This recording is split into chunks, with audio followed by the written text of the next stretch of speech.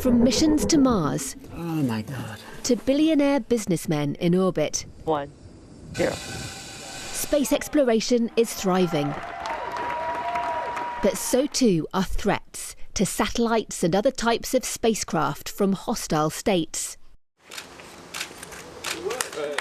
It's why back on Earth, the UK has opened a space command to offer them better protection. A more muted, but no less meaningful moment.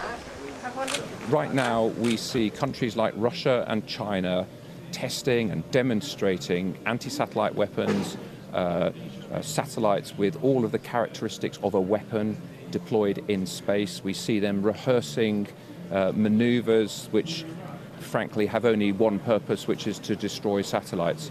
So that's a real concern to us.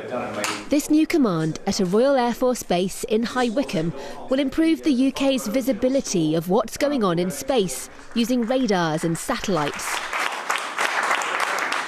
These, the first servicemen and women to receive their space operator badges.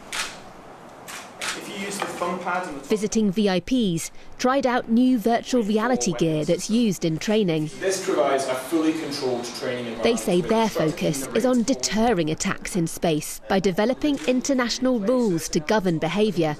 But Britain may yet need to develop space weapons as well to fend off attacks.